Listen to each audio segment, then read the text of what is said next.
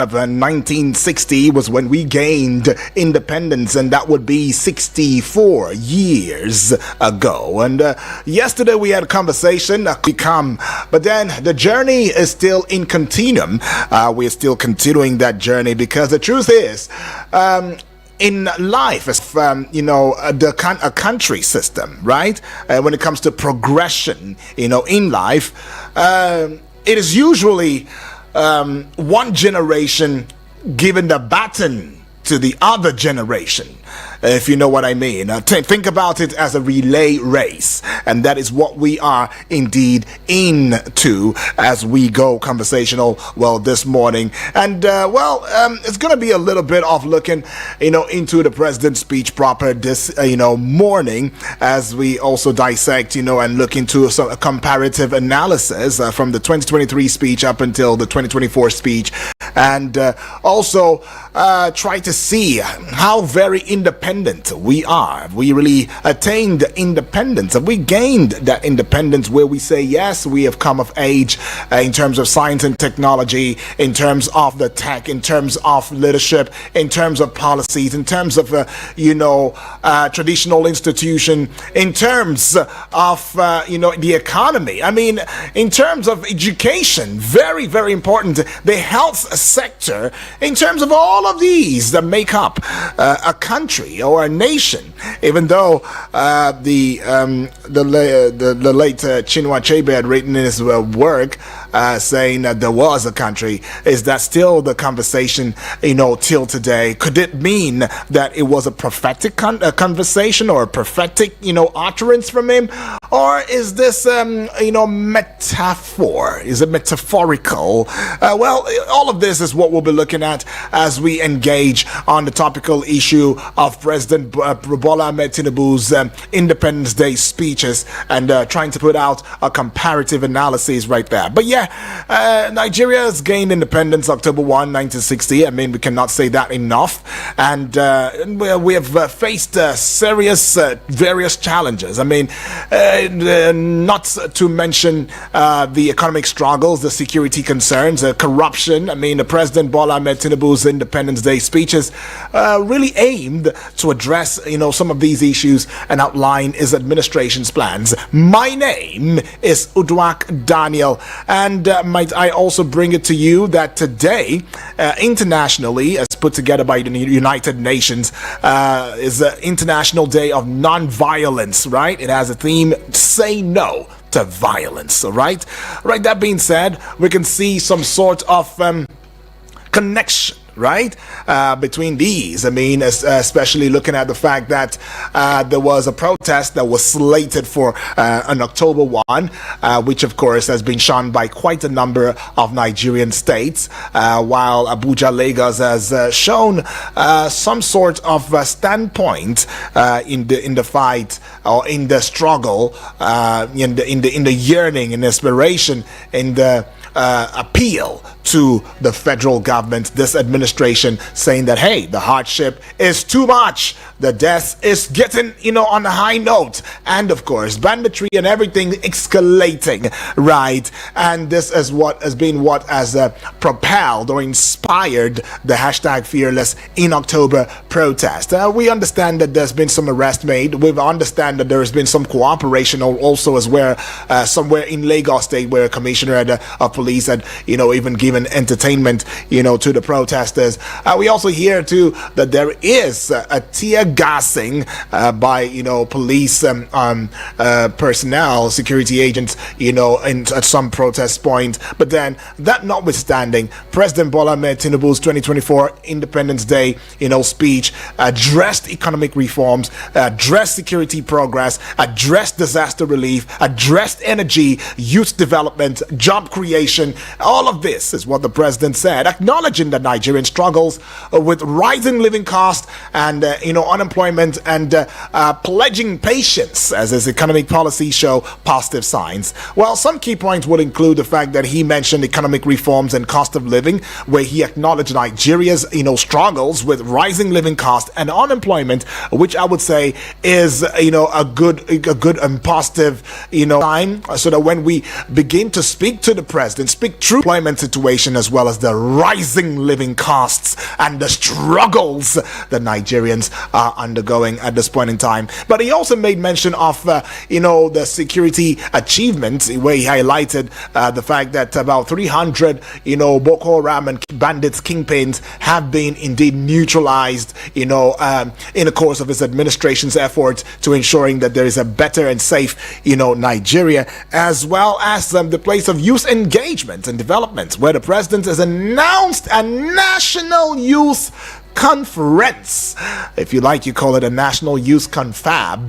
That is what it will be. In fact, it says it's going to be spanning across a 30-day, right? A 30-day period, national youth confab, where the youths who have been, who have been told are indeed the leaders of today, would indeed have a conversation, or some say it is a step in the right direction. That has been a long time coming, but others are saying that this is just a means of silencing the youths and trying to tell them that, oh well, you know what, I think I'm on your side, but don't please just calm down and give me a little more time, as just the president would always say, just patience and all of that, show some resilience. In fact, if we were to be given an award in resilience, just like James from Suleja mentioned earlier today, I think Nigerians really deserve Resilience Award, right? If that is anything to come by. But the president also mentioned issues about monetary policy and fiscal management, where he emphasizes administration's efforts to stabilize the economy. He spoke about the, giant strides that we are making in the agricultural sector, agricultural production programs, have been set up all over as key to reducing the cost of living, and mentioned some states, I think Sokoto and Kebbi too, and then the southwest states as also queuing in or showing their solidarity with that one, right? But then if you also look at some of the speeches, from the 2023 up until 2024, the two speeches were quite similar, all right? They acknowledged Nigeria's struggles and progress, emphasized economic reforms and growth, addressing security concerns and efforts, fostering national unity, and promoting inclusive governance. But however, distinct differences also emerge from these two speeches, right? The 2023 actually focused on justifying policy decisions. Remember the fuel subsidy removal, right? And the emphasis on short-term challenges and reforms. And then it was in the 2023 speech that there was an introduction of provisional wage increment and infrastructure support fund.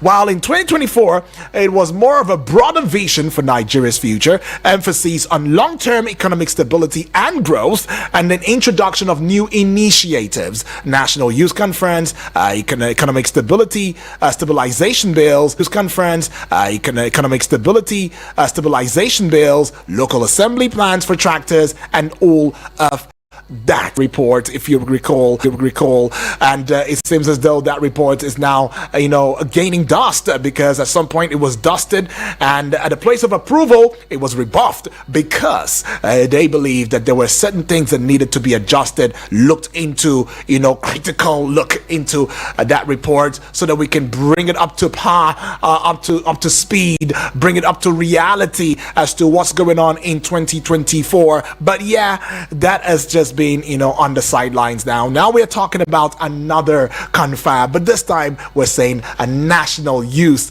conference, right? But the key differences would be about the tone. If you think about the 2023 speech, it was more for defensive, while the 2024 speech really conveyed, some levels of optimism and vision, right? And then the 2023 speech addressed, immediate challenges, whereas the 2024 speech outlined long-term strategies. I guess little wonder for the patience, little wonder for the, applause for Nigerians being resilient. And of course, when you look at policy, there are new programs and bills introduced in the 2024 speech. But when you consider Nigeria's current challenges, especially from the place of terrorism, hardship, insecurity, economic struggles, protest, and all of that, the 2024 speech is aimed to reassure and somewhat inspire hope for a better future. And I recall that earlier this morning too, during the Pages, which happens to be the newspaper review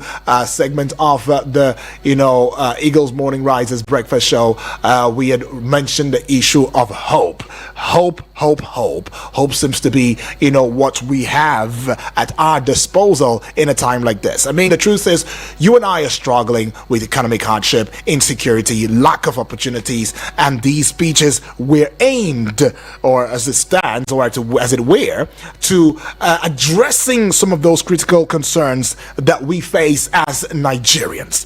But then, how much of the speech, or this 2024 speech, has indeed addressed these issues? This is not to undermine the fact that there is some promising goodwill message from the president during his speech, but then how much of it is indeed channeled or tailored to addressing our concerns, the hardship, the insecurity, the lack of opportunities, the fuel price increment. It may not really be about the removal of subsidy, like I said yesterday, but then again, how do we indeed come to a level playing field where we say that this particular policy that we will inject will indeed tackle the issues of hiking prices of commodity, tackle the issue of fuel, hike in prices as well, which has exacerbated almost everything economical in the country, and of course the healthcare, the education system. A lot is in it to unwrap and unfold. But yes, we have our guest, who is in the person of Mr. Sir Benedict Olalekan Agunloye. He's an information professional, a policy and public affairs analyst. And welcome to the Prog Show this morning, Sir Benedict. Good morning, and happy Independence. Happy Independence Day to you. Yes, we didn't quite have a conversation yesterday to say happy independence, and I'm glad that, yes, we are having it. But let's jump into it already. The president has already bore his mind as to, his thoughts, way forward for Nigeria, setting a new trajectory for our dear country, Nigeria. But I would like for you to, look into some of these issues as the president has put out there. He had mentioned issues of economic reforms and cost of living. He only acknowledged the fact that we are a struggling bunch, in the country, rising living cost of living, and as well as the unemployment has been, the order of the day. He had also mentioned the fact that there are been some gains, in the fight against insurgency in the country, and also come from the place of monetary policy, fiscal management, and all of that, emphasizing his administration's efforts to stabilizing the economy. And finally, the president had mentioned issues that concern agricultural advancement, development, production programs, reducing the cost of living, as well as youth engagement and development. Sir Benedict, if you're to take all of these one after the other, especially keeping in mind the fact that the 2023, October 1 speech was more of a defensive, and then looking at the 2024 speech as more of an optimism and visionary, but then more of a long-term, what would you think about the next 32 years of our existence, as an independent nation? Well, the next 32 years as an independent nation portends a whole lot of hope. Okay. For the Nigerian nation and the Nigerian people. Now, of course, listening to the president, there will be, I think the best part of his speech, if you ask me, will be looking at the youth as the owner of the future and bringing them in to participate in creating that future. So you're talking about the Youth Confab? Yeah, so the Youth Confab, I think, is a great idea, and it's a welcome development. However, it must be done in a way that the participants are actually majorly the youth. And this time around, when we are talking about youth, we are not talking about 58 years old in the youth organization. No, we should be addressing the people age 35 and below. Because if you are talking of the next 32 years, those are the people to actually run the official things. Right. Not necessarily the politics, but at least the policy trust, the environment, the offices, they are going to be the one to be there. So I want to believe that in designing who will this youth be, we'll possibly be looking at representatives of the various academic tertiary education. Majorly, they must be properly represented. Students who are within the age bracket 18 to 25 should be included. Graduates who are within the age bracket of 35 and below should be included. And this set of young people all together should not be less than 65% in those who will constitute that conference. Now, if there are going to be people 40 and above, they should be there maybe as administrators, as guide. But the real discussant should be these people who owns the future. When you go back and check our independence negotiation and the rest, there were the likes of Nauru who were not 25 at the time, and majority of the others were under 35. They negotiate. If we're looking at the next 32 years, we should be looking at what the young people can do. Now that's that. Then of course, we would always talk about timeline. Just don't be seen as doing things right. Do the right thing. The right thing to do with agricultural equipment would actually be to have them ascension. Now the president said, we are on it, and the next month things will begin to happen. So I think a timeline tied to that is good and is great enough. Now, but when you move from that to the economy, I think we still have not heard something that is expected enough. So what is expected? Petrol, that's economy. Petrol is a security document, a security product.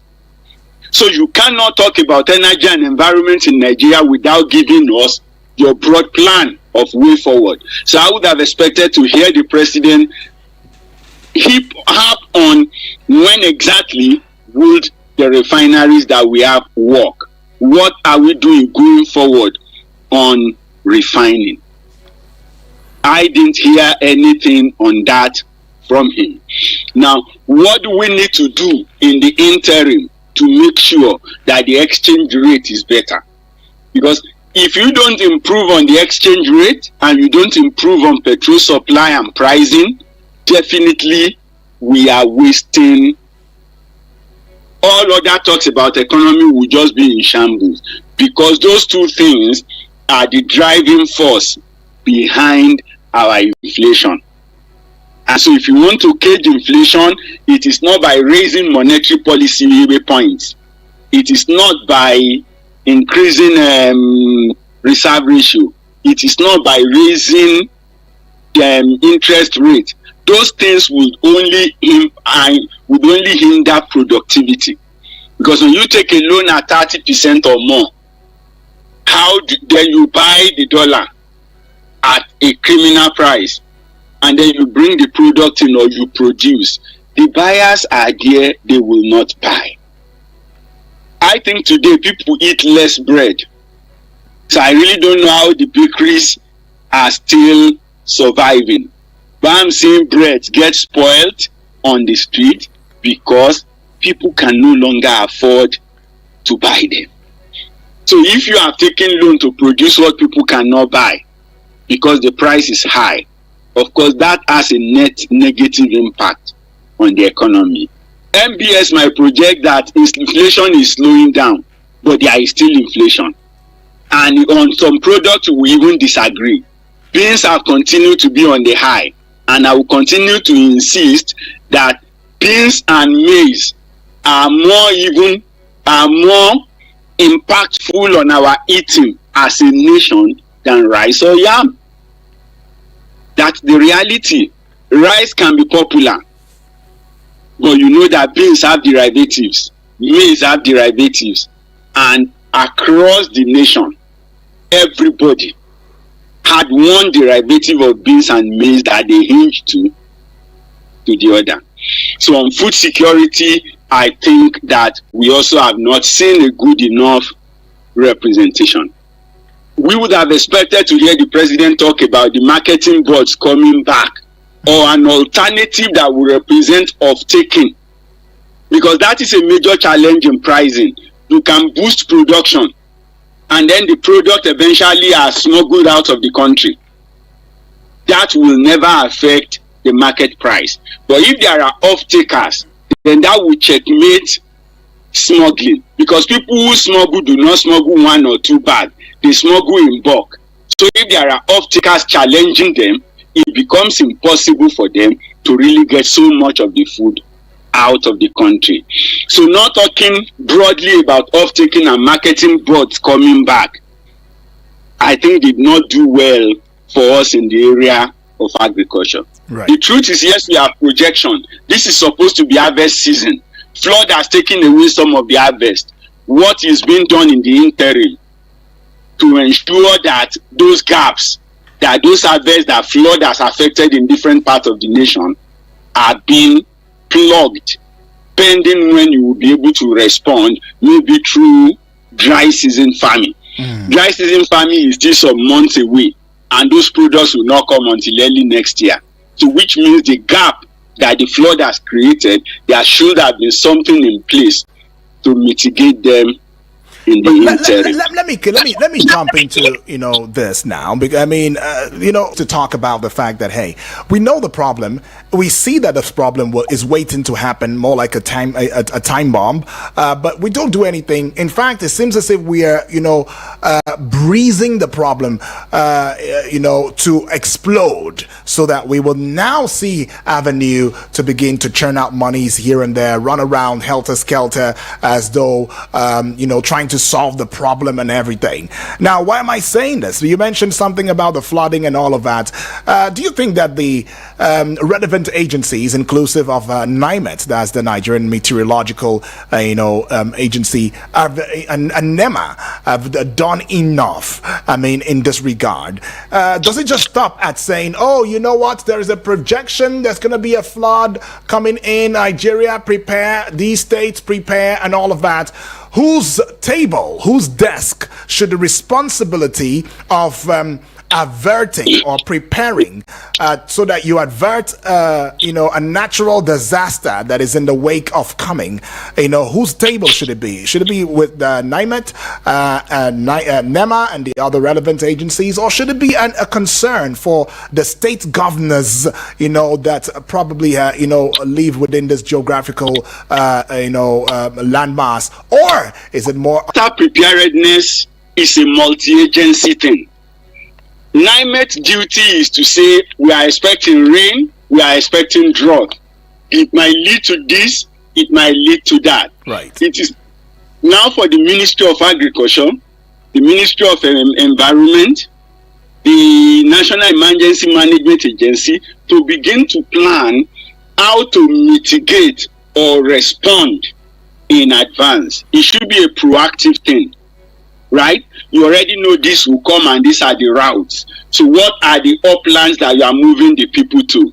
What are the kind of embankment or limiters that you need to put so that when this flood eventually comes, it does not rush into the farmland in a way that it can destroy the farms? Now, those are things that should come from agri, from environment, of course, from NEMA, from humanitarian agency, even from some of the paramilitaries.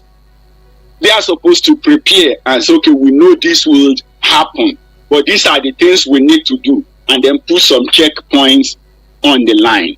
But I think in a way, we have had this grounded corruption approach that we wait until the crisis boomerang, and then we can begin to throw money at it, and then somebody can begin to allow you to spend and later come and account for what you spend, as against you spending based on budget and planning.